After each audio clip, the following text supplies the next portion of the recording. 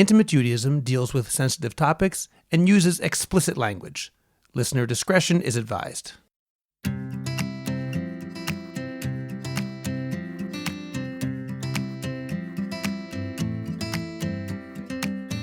Welcome to the 6th episode of Intimate Judaism. I'm Talli Rosenbaum. And I'm Rabbi Scott Kahn. Thank you so much to everybody for all the great feedback we've received for our first 5 episodes. Your feedback lets us know what you want us to discuss, and it also lets us know what things we've said that might have triggered you, that you agree with, things you've disagreed with. It's very important for us to hear that because we want this to be a dialogue, not only a dialogue with me and Talli, but a dialogue with the two of us and all of you.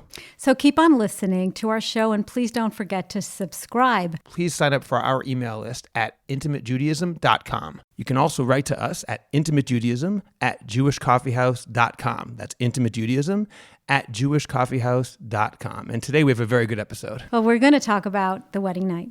The wedding night. This is a stress-laden topic, I think. Well, isn't that interesting that that's the first reaction that you have? I mean, as a Chatan teacher, I've spoken to many grooms over the years, frankly, more grooms than brides, but I know that it obviously can be the kind of thing which can be very, very scary for people. This is the first time they've ever been alone for many of them with their future wife and now their current wife. For many of them, it's their first sexual experience. For others, it's not, but this is the first time they've been married for most of them. So it's a different kind of thing. It's something they've never been through before, and they don't know what's going to happen. And if we consider our tradition, which includes the expectation that we as single individuals do not engage in sexual intercourse, but that when we get married on our wedding night, we do, that sets up an almost artificial kind of sexual development. On this and this date, you will be experiencing your first time having sexual intercourse, which would be different than if a couple were to go through some sort of process on their own, beginning with holding hands and maybe making out and kind of getting slowly to the point where they are ready to take the next step, which probably would parallel what occurs in the secular world. Now, obviously, Talli, you would know this better than I do. I would still think that even if people were not shomer negia, as we discussed in our previous 2 episodes beforehand, even if they were touching before marriage but refrained from intercourse, even for them, it's got to be something which is pressure-inducing and scary. Yeah, and I think that we need to be able to discuss why this is so pressure-inducing and scary and what we can do as rabbis, as educators, as parents, as Kala instructors and Chatan instructors to diminish or decrease some of that anxiety, fear, and pressure. So let me open up by launching into a discussion of a text, a 4-word text, which on some level I think, I'm not going to say it's the source of anxiety, but it reflects the attitude which can cause some of that anxiety. It's from Masechet Nida, Daf Samach Hey Amud Bet 65b. It will appear in our show notes. Halacha, the halacha is, and here are the 4 words, Bo'el Be'ilat Mitzvah Uporesh. They have their first mitzvah intercourse, we'll have to define that, and then they separate afterwards. Now, these 4 words contain a lot of information. On that first night, and by the way, this is in the name of Rav and Shmuel, the great Amoraim, the scholars of the Gemara, and it's said by others as well, and that is the halacha. It appears in the Shulchan Aruch in various places, among them Yoredea Kuf Tzadi Gimel, 193, and Ebed Hazer, Samach Gimel, 63. Again, all these will appear in the show notes. Because those words say, this is what you do, it doesn't say here the night of the wedding, but presumably that's what we're talking about, the night of the wedding. We are talking about when a Chatan and Kala first get married. You have a responsibility. That's how this appears. You have to do this tonight. All of a sudden, people who until now presumably have refrained from having intercourse and probably all touching, now they have to do it all on that first night. Moreover, beyond that fact, you have this Be'ilat mitzvah. Then there's the second part, which is then you separate, which is that initial touching, which you can do. Finally, this Chatan and Kala have been waiting for this moment. Then halacha mandates that after their initial intercourse, they have to separate as if she's a nidah. There's a lot to talk about why they do that. In fact, I'll say even more than that. It's interesting. The Mishnah on Daf Samach Dalet, a page earlier, doesn't know of this concept. It doesn't discuss the idea of separating that first night. There's a machloket, an argument between Beit Hillel and Beit Shammai of how long you can assume that the blood, the hymenal bleeding, which is the reason they separate, how long the hymenal bleeding can be assumed to be that and not nida blood. But they don't say you have to separate. The question is it only the first time? Is it the whole night? But the Mishnah doesn't know of this concept. It's only the Amoraim later on who said, no, you have to separate as if it's Nida blood for almost all intents and purposes. And that's a very pressure-inducing thing. In practice, that's the halacha. We're not going to say just follow the Mishnah. The halacha is that they have to separate. But to know that suddenly they can be together, they don't even know what they're doing. Did they see blood? Did they fully penetrate, which is also relevant? Even if they don't see blood, the halacha is they still have to separate if he penetrated. They don't know what that means for most of them because they have never done this before. There's a lot of stress. The fact that they're expected to have sex and then afterwards to know exactly whether or not they fall under this category of you having done the Be'ilat mitzvah, that's a lot for a person to absorb on that wedding night, not to mention the fact they just had a wedding. There's a lot going on over there. Yeah, there sure is. And, as you were speaking, what was coming up for me were so many different levels of challenge. There's the issue of even the ability to know the difference between Nida blood and Dam Betulim, which is the blood of the hymen. And that's a whole discussion because that has a lot to do with a woman's body. Women's bodies are different. Women have different experiences. But there's also the assumption that the first sexual intercourse is an enclosed one-time act. What do you mean by that? Well, what we know about development is that it is a process. Everything that happens in our bodies is a process. When you get pregnant and the baby grows inside of you, it takes 9 months. Adolescence is a process. We grow, we develop, and sexual intercourse, even though it is a very specific act, for many, many couples, sexual intercourse is not a one-time act that occurs the first time or the second time or even the third time that it is attempted. For many couples, it is a transitional process that occurs over some time. So the idea of did we do it or did we not do it seems to be based on what you just said, be'ilat mitzvah, and this may have to do with the pressure that the couple feels to consummate the marriage as quickly as possible. What do you think about that? Well, I think you're right in terms of the social pressure that exists, and it does come from some of these halachot. If I can try to alleviate just a bit of that pressure by, once again, reframing some of these things, but reframing them within the existing sources, let's mention, for example, be'ilat mitzvah. It's not that the first night is some special mitzvah in and of itself. It's rather that, according to the sources, and we don't have to get into the medical reality of the following, but it was assumed, at least the Aruch HaShulchan says this, it's called be'ilat mitzvah, the intercourse of a mitzvah, because he says a woman cannot get pregnant from the first intercourse, and therefore, after this, they have the opportunity to fulfill the mitzvah of pru urvu, be fruitful and multiply. So it's an opportunity to do a mitzvah. In other words, it's not that it is itself the mitzvah so much as it now allows the woman to get pregnant, thereby allowing the husband to do his mitzvah of be fruitful and multiply. So it's not as though the wedding night is a special mitzvah. It's simply losing her virginity is inherently that mitzvah, whether it happens the wedding night or some other time, to enable her to be able to become pregnant. So there's a lot to say about that as well. It speaks to the scientific and medical understanding of Chazal of that time, because we do know that it, in fact, is quite possible to get pregnant the first time. At the same time, I think it also, though, can take a little pressure off if we think, even leaving aside the medical incorrectness of that particular belief, it's not true. Nevertheless, it's not that breaking the hymen on the wedding night or whatever you want to describe it as is somehow a mitzvah per se. It's rather almost like a hechsher mitzvah. It's something which allows them to now live a normal sexual life with all that entails. It's not that a person has to have that first intercourse that night. When he says the be'ilat mitzvah is because it allows them to do the mitzvah in the future, it takes away the fact that it's not as though doing it that night is some special mitzvah different from any other one. That has to be on the night of the wedding. It's actually interesting, according to the Bahag, the Baal Halachot Gedolot, there's a bracha that the husband's supposed to say that night. We don't do that anymore. Some people say you should not do it. He says you take a cup of wine and you make a bracha for the opportunity to have done this mitzvah. And this idea really encapsulates and demonstrates this duality that takes place at a Jewish wedding, where on the one hand, there's a very public aspect to it all, where we have the ceremony, the kiddushin in front of everybody, whereas there's another aspect that night, which is extraordinarily private. Halacha says if anyone's able to hear them have intercourse, they can't have it. It has to be completely private. But at the same time, everyone knows at the wedding what's going to happen that night, at least what is theoretically going to happen that night. Once upon a time, I think people must have thought about these things differently than we do now, because that public-private nature, the husband's going and making a bracha after having that first sex, at least according to the Bahag, that's something which now we probably find a little bit distasteful, I think, many of us. Well, or I think surprising. we do find it distasteful, but I think that public nature is still an issue, and many women will discuss this as part of the awkwardness of their experience, down to the exclamation of their virginal status on the ketubah, on the wedding contract, right. being that being a betula, being a virgin, not having been with any other man, does make your value higher.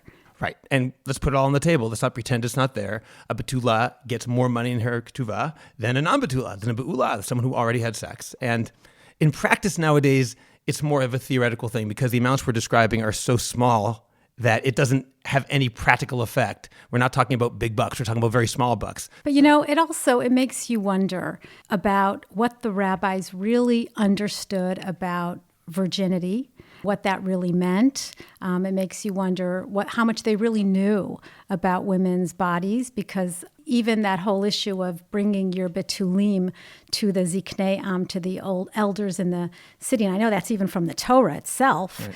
There really isn't tissue. I mean, it's very unusual to be able to bring the betulim or to prove a woman's status physiologically. In fairness to the rabbis, though, in that situation, what you're describing is what it describes in the Torah Shebichtav, in the written Torah, according to the simple pshat of the written Torah. But it is not the practical halacha. In other words, the same way that we say ayin tachat ayin. But it reflects on beliefs from that time. Okay, it's understood. For example, if you look at Rashi on that spot, he says it has nothing to do with bringing a sheet. What it means that if it's as clear as a white sheet that she was not an adulteress, whatever the context is there, we don't have to get into that now. It's not talking about actually physical proof from her betulim, which admittedly is the way it sounds from the pasuk. But as Orthodox Jews, we work with the Torah Shebaal Peh, the oral law, and its interpretation, and that's what is the determinant of what the halacha is. So in practice, the rabbi said that's not what it means. It means something else, and that's what it is. So I don't think we have to worry about that pasuk per se. But Talli, it can seem somewhat anachronistic when we look at a woman is bought. The first Mishnah, Masechet Kedushin, Daf Bet, Haisha nikneit b'shlosh drachim. A woman is bought in three ways: kesef and shtar and bia. Well, the kana chachma. So we can also say acquires or develops. It doesn't have to be bought. Maybe. Exactly. Once again, the idea of reframing, not in a way which is unfair. We can't ignore the fact that the Rambam understands it as the woman is bought. That's simply his language when he talks about it. Well, we said in our podcast originally, and I think at the first or second podcast, that there is a legalistic part of marriage which protects the woman who in those times did not have any property or did not have any security and required that protection. We don't have that today so much because women don't have that status, but we do continue to observe the tradition. So we do have the legalistic part, which really is very anachronistic, but we also have the more human part, the Sheva Brachot, which really do portray more mutuality, consent, and something a lot more egalitarian. But Talli, even the anachronistic element that you're describing, that a woman is bought, and I say, yes, we can't ignore what the Rambam says, but the simple words of the Mishnah, I always understood them, leaving the Rambam aside, as she's selling, quote unquote, her rights. It's not selling the woman. Now, that doesn't necessarily make it perfect in terms of our modern sensibility, but we have to also look back. And in the same way that the Rambam says that sacrifices, korbanot, he says in Mor Nevuchim, the guide of the perplexed, why does such, and for him, anachronistic type of service of worship appear? He said because the people weren't ready for something more advanced like prayer, and it was there to essentially wean the people off something they were used to with an eye towards a higher level understanding. And I think the same thing could be said for some of these other ideas.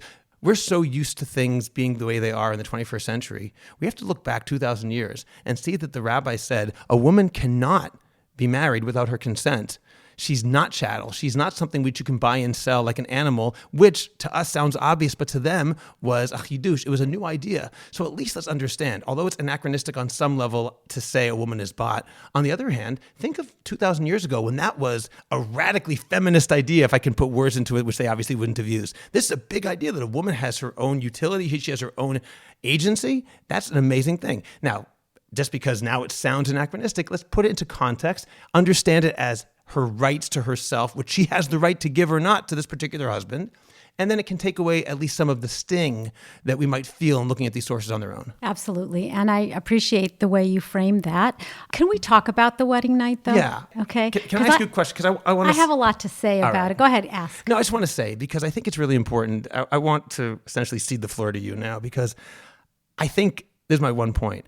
I've taught many grooms, chatanim, over the years, and many of them have issues on the first night, and every one of them thinks that he's the only one.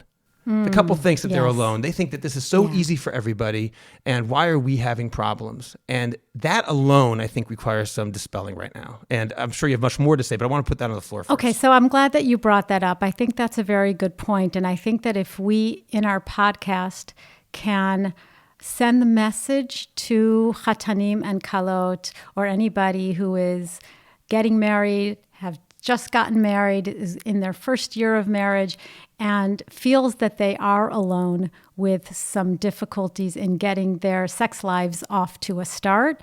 It's certainly important to know that there is help out there and there is what to do about it. And that's certainly an important point to make. Together with that, though, I want to make a different point, which is how anxious do we need to be as brides and grooms, as parents of brides and grooms, as kala and chatan educators, as their rabbis? How anxious does everyone have to be about making sure that couple got it right and consummated their marriage? So what do you mean by that?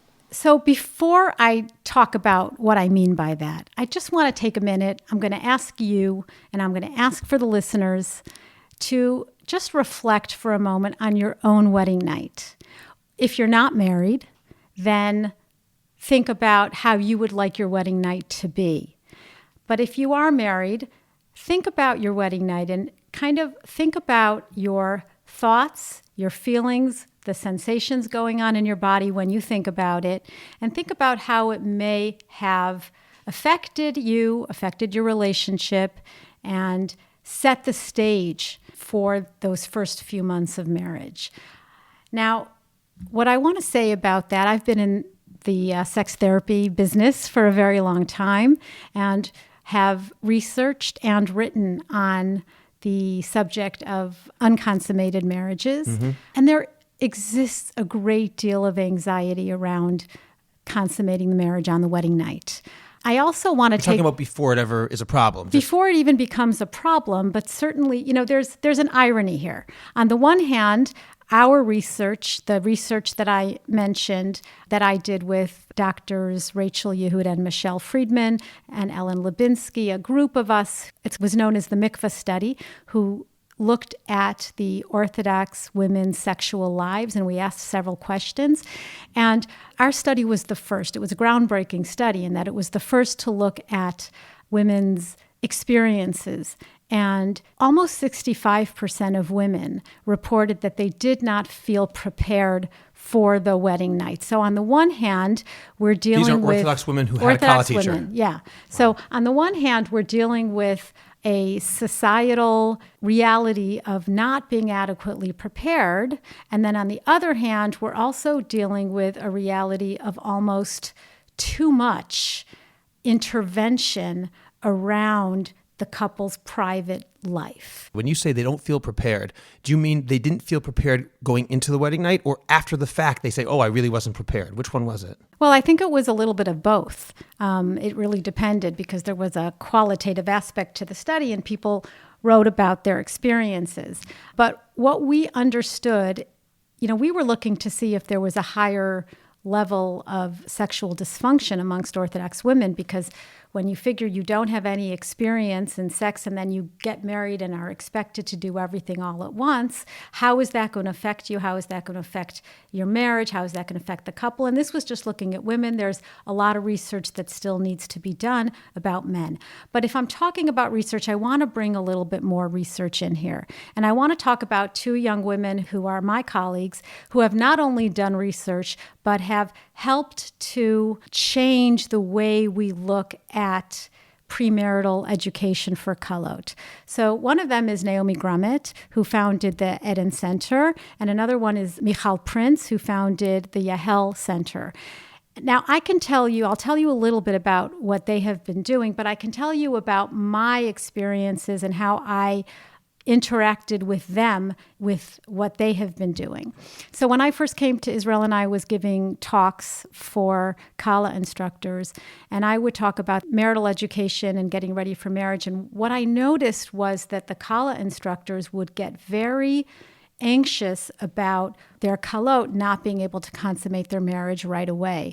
And my first message was, look, sexuality, it's not just about understanding and knowing, even though premarital education and studying anatomy and understanding your body is important, and knowing how important it is, because one of the ways that Kala teachers will teach is by saying what an important mitzvah it is and what a wonderful thing it is to do.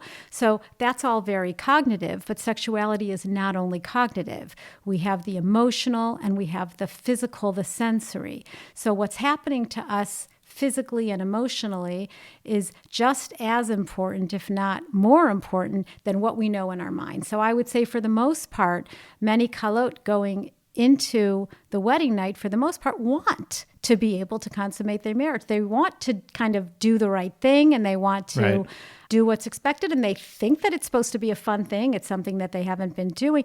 But on a physical and sensory level, many kalot are not ready to do it. Not to mention many chatanim have a great deal of anxiety about their performance on the wedding night. They're not ready because of anxiety or something physical or both? Well, they're not ready because sexuality is a developmental process. So if you have not engaged, depending on the amount of intimacy that you've engaged in, sexual intercourse is a really intimate act.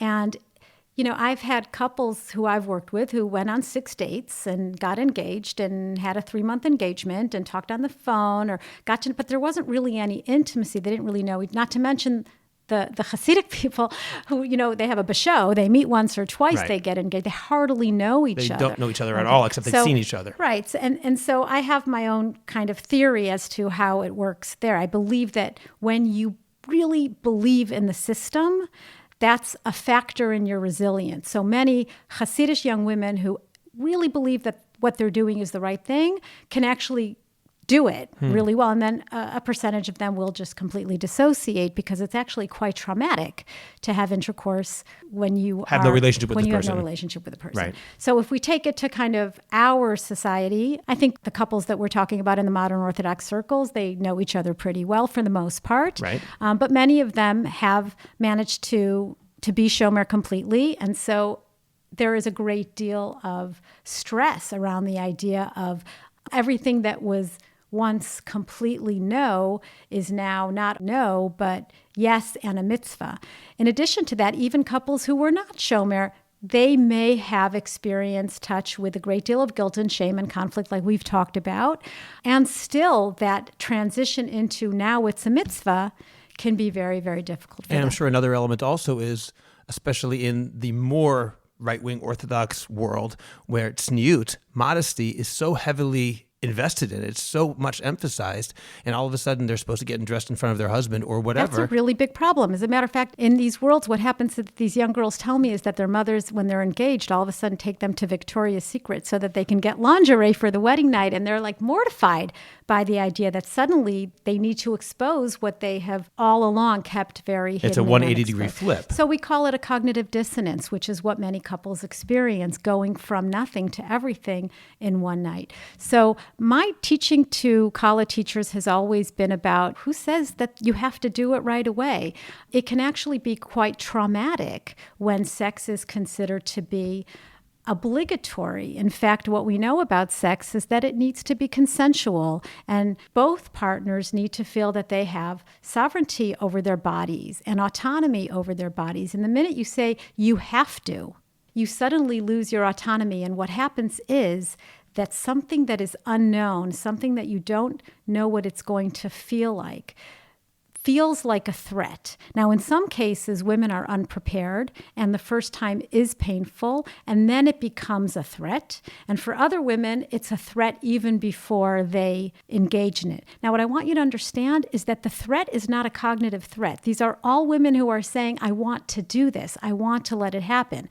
But the threat feeling is not in the prefrontal cortex part of the brain where we think, where we have where you can logical, control it. You can say where this we is have logical. Rational thoughts.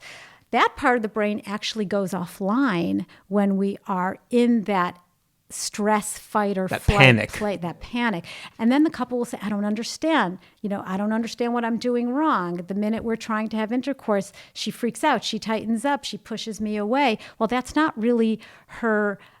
She doesn't want to do that. No. And that's what her big conflict is. It's the big conflict between the cognitive part of herself and her limbic system, her emotional self, which is protecting and defending what she perceives to be threatening to her survival. Meanwhile, the cognitive part of her brain is probably making her feel this tremendous Terrible, guilt absolutely. Because I'm failing my husband or the husband's failing his wife, having been taught that this is each of their obligation to the other. But this is what I very much try to explain to the college teachers, because their approach has classically been, but it's a mitzvah and you have to, and you should just relax and nothing's going to happen. So it'll hurt a little bit the first time. And their way of dealing with it is through a lot of cognitive talk, when in fact that isn't going to help so much in the moment of truth. So what can help? What would you suggest instead? Okay, so the sexual place needs to be a safe place. In other words, when we teach kalot that their body is theirs, they should just listen to themselves. In other words, everything that was being taught has been very cognitive, but we need to also provide self-awareness. What am I ready for? What am I feeling? How does my body feel? Do I feel that I have the ability to stay engaged, or am I dissociating because of how scary this feels for me, or how threatening this feels for me? Even though I love my husband, he's a great guy, I'm not threatened by him. And this is also becomes the injury of the khatan, because he's this really nice guy. And he feels that he did something wrong, or that she's scared of him. He feels that he's like an aggressor, but he's not trying to be an aggressor. And so this dynamic is set up because they're working so hard to get something done, but they're disembodied from what's happening with them, with their bodies physically. So what needs to happen is that chatanim and kalot need to be given instruction that there is no mitzvah that they have to have intercourse right away, and that intercourse is a process that can take time. And there's no rush, and nobody's going to ask you. I mean, the way the system is set up is everybody's looking at you the next day in the Sheva Brachot. Are they touching? Are they not touching? They're kind of, everybody's so nosy and everybody's so invasive about this subject. And going back to what I said before about the... And by the way, halacha has very strong things to say about that. It's considered very, very wrong to mention these kinds of things. The Gemara mentions everybody knows what's happening that night. Or not. Meaning everyone knows what they think is going to happen that night. And therefore to talk about it is completely unacceptable. Almost the opposite of the way sometimes it happens. So what I'm going to challenge you with now is why there seems to be so much pressure around it. When I would give these talks, and now, thank God, Baruch Hashem, I think that the approach is changing, at least in modern Orthodox circles, and maybe also in more Haredi circles. But a lot of it is due to these organizations like Yahel and Eden, which I worked with from the beginning, but also the results of their research. For example, if we look at Dr. Naima Grumit's research, she interviewed religious men and women about their experiences before marriage. And women were told that the thing to do is kind of be a little scared on your wedding night. They were told to be scared? Well, the message to them was that they're not really sexual human beings. Men were told, we know you're sexual human beings. We know you have... This is the day you've been waiting for. Yeah. So, just hang on there, because when you get married, you will have your address. Well, that's kind of scary for women to consider that their new husband's drive, which has been so controlled, is now allowed to be let out on them. and let loose. Let loose. So that already sets the amygdala into a threat. You're already afraid of the fact that you're getting messages from your college teacher, he's been waiting so long for you, and that can be very threatening. If we go to... it also tells the woman that her role is to please her husband rather than to receive pleasure on her own. They tell the women that. The college teachers do tell the women that. They actively say that? Many do. Many say that their college I know these are trying to be changed, but... Many of my clients have told me that their college teachers have told them, first of all, didn't even talk about pleasure.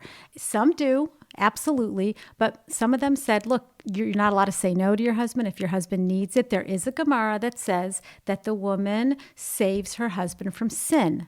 What does that mean? If he has a need, she provides it so that he doesn't sin. She is his outlet, in a sense. She is his outlet. She is his vessel. She is his savior. And that sets up an anxiety-provoking situation for her. It sets up a situation where she doesn't really have autonomy of her body. And on some level, it somewhat denies her ability to give consent if taken in isolation like that. Especially when she's told to say yes. Right. How is that consent? Consent needs to be enthusiastic and not, I have to say yes so that I'm not causing my husband to stumble, to have a stumbling block. I need to say yes. And many women are very ambivalent because in their mind, they need to do the right thing, but their bodies are saying otherwise. And they feel that they're failing. The couple feels that they're failing. And we've set up a really unfortunate situation for the couple. So, Talli, I think one of the most dangerous things in religious Judaism is when somebody, and in this case I'm referring to those college teachers or anybody who would present it like this in isolation, takes a line from Chazal or a Rishon or an Achron or any source and presents it in isolation without context. So when Chazal will say a woman is a vessel or they prevent their husbands from sinning, that is a piece of a much, much larger puzzle called a marriage. And on its own, there is an element of truth.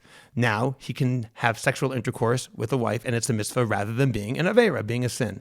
However, that should not be taken alone and say, therefore, the woman shouldn't care about her own pleasure. Therefore, the woman somehow should be denied agency or the right to give consent or to withhold consent. It has to be taken in a much, much larger context. And I don't necessarily know what the answer is, except to say that we need to provide much better education for both kalot and chatanim. The chatan has to understand the importance of consent. He has to understand the possibility that his wife may not be able or want to have sexual intercourse that first night. He has to understand he might not be ready to do it, even though he's been told all along, you've been waiting for this moment. That may be true. It may not be true. There are many, many gradations, as you say. Intercourse is a process rather than an event.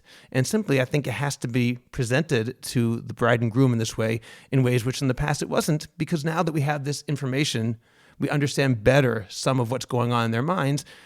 That has to be part of the process of teaching a chatan and a kala before the wedding. And I would even go further and say that the chatan and kala should be able to communicate about these subjects with one another. And that, by the way, is something that is very frowned upon and discouraged in certain elements of the Orthodox world. In fact, even emotional intimacy to some extent is discouraged. And you're saying before the wedding night, they should be able to discuss their anxieties. Yeah, I had a couple that I'm not going to go into detail, obviously, but she really wanted to be able to tell him before the wedding, can we have a talk? I want to let you know that I'm nervous and scared about this. I want to let you know that even the thought of it is making me feel averse. I'm really worried. I don't know what this is. I don't have real feelings of attraction. I'm not, I don't know what it is that we're going to do, and I'm worried and afraid. And she wanted to be able to tell him that.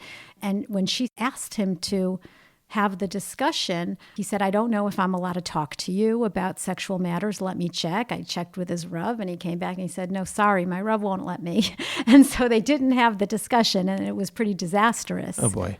Well, let me ask you then.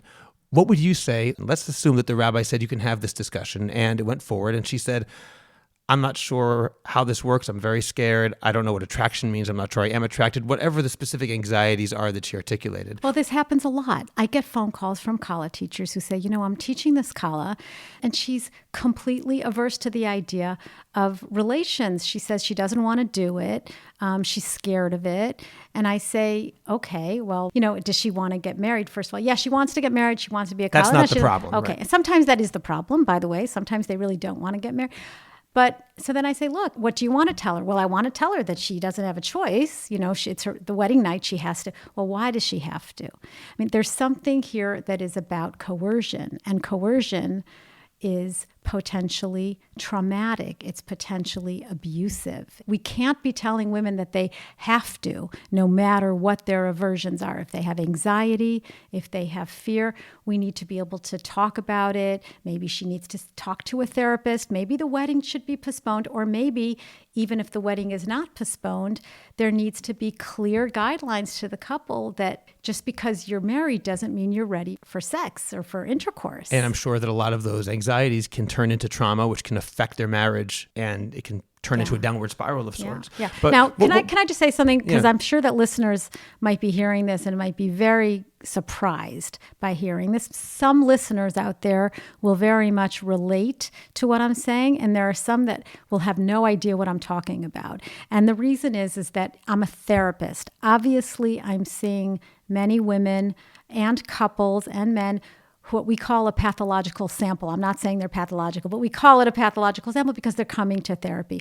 I have to believe that there are many couples that have a great time on their wedding night, that have looked forward to it, and everything are goes not smoothly. traumatized. Right. And there is a great deal of diversity amongst couples, and many of them get through it fine. And I don't think that we can say that what we're talking about is the standard or the norm. But I do want to tell you that my colleague, Michal Prince, who founded the Yehel Center, did some research too. She just handed in her dissertation, and she's going to be going for her doctorate. And she wanted to study the experiences of women's wedding night. And, she's not a therapist, but the interviews were really difficult. The women would cry to her when they started. They had never talked to anybody about their wedding night, and many of them had a great deal of trauma, and the ability to just talk it through was very important to them. And there were just stories after stories after stories. And the reason why she opened the Yehel Center was to train lay women in a new profession called guidance. They're called madrichot l'chayei ishut. They're not therapists, they're not counselors, but they are women who help teach men and women the facts about sexuality and to give them the opportunity to understand more about how female sexuality works, how male sexuality works, how to communicate around sexuality, but most importantly, to give the message that you don't have to do anything that you're not ready for. Listen to your body, listen to the voices inside of you, listen to what you need, and communicate them. So they have been training women and college teachers to stop saying to women and to men that you have to get it the first night, or even the second night, or that you have to run to a sex therapist just because you didn't manage to have intercourse the first night, or that you have to call Machon Puah or call this rabbi or ask this question. It's okay. It takes time. And that is an important message to send to couples getting married, couples who just got married. It can take some time. Now, there could be issues that do need to be checked and that can be treated. But Talli, what you're saying, though, is that a lot of the things that we've been talking about, it doesn't have to be that there's a problem which needs somebody like you to go and solve it for them. It could simply be they just need some time, and that they should feel that they're not alone. This is normal. It's not required that first night. It can take time, and that's okay. At least in part, it can be very helpful simply to know you're not alone. This is normal. This is something which happens not to everybody, but to many people. And therefore, there's nothing abnormal or wrong about your relationship emotionally or sexually. This is part of how it works, and give it time. Also to know that sometimes something really is wrong, and then they have to speak to someone like you. But Talli, let me go back to something you said before. You talked about that couple where the future Kala is feeling a lot of anxiety. And she does have a healthy conversation with the future Khatan, her groom. And she tells him, I'm feeling anxiety. I don't understand attraction. I don't know what's going to happen. I'm not looking forward to sex. I'm not sure I want to do it. Now, this is a very understanding Khatan. At the same time, he might be thinking to himself, great, now what? So what would you tell him? Well, that would make sense. And I think that what we're now talking about is we're going beyond the biological issues around sexuality. We're going beyond the psychological issues, and we're going more to the dynamic issues. How does the couple dance the dance together? How can he hold on to his disappointment, his feelings of frustration, or even possibly rejection, and be supportive at the same time of her reality, which is that she's afraid and she's anxious. He may be quite anxious as well. Contrary to what people think, not all men are just ready to jump into bed and know what to do, even though the Kala teachers often say your husband will know what to do. He doesn't know what to do. He's also nervous. And first of all, I think that by her being able to be vulnerable about how anxious she is, he might be able to be vulnerable as well about how he might feel about it. That's number one, is it gives an opportunity for each to talk about what they feel going in. I think that you raise a good point about what should he do if he feels frustrated. I think he can say, wow, I was really looking forward to it. I guess it's important for me to know that you feel this way, and I want to do everything I can to help you make it an experience that you're not afraid. You don't have to do anything that you're not ready to do, and I'll be okay. We'll do it at our own pace. We'll talk through the whole thing together. Some couples may need some help with having that conversation. Especially because they probably never had anything like that before in their conversational experience. What you said now also refers to the fact that, I'm glad you said it, it could be the other way around. I'm assuming that the Kala is the one who's nervous and the Khatan is the one who's frustrated. It might be completely reversed. It absolutely could be reversed. And I've seen that many times where he's the one that has a lot of performance anxiety, and how she responds and reacts to that has a big effect on his anxiety. This is the important dynamic. We have studies about women who have vaginismus or vestibulitis, which is a pain condition which prevents comfortable, painless sex. And what we know from the studies is that women do better, couples do better in treatment when the partner is supportive, where he responds to her with encouragement and support, not with being overly solicitous and backing off, and not with being hostile and aggressive, but with being both encouraging and supportive. Now, young couples don't know the research. They don't know the literature. They often will need some couples therapy or couple sex therapy help to navigate that dynamic, which is why I really like to see couples together. Many times the woman believes that this is my fault, or the man believes that I'm the one with the problem, and they think they need to go to sex therapy alone. But that's no, a mistake. This is a dance. This is something that's happening between two people, and it's totally a dynamic. And it's really about creating an atmosphere of safety and of security and of autonomy and control, and also talking about how we can focus on pleasure and not performance. These couples will talk a lot about succeeding. I hear we failed, we didn't succeed, we are not managing, we're not, and it's really not about success or failure. It's a journey. It's a journey where we want to teach each other what feels good, to get to know one another, to explore one another. It's not about getting the peg into the right hole, if you'll excuse the vivid metaphor. The vivid metaphor, because it's not just about that. That takes time, and that will happen. And by the way, there are a lot of myths around that. Women believe that, the hymen is like this one-time thing that you've got to break. The hymen is very flexible in many women. It can be stretched little by little. You can have partial entry, and then you can have a little more entry.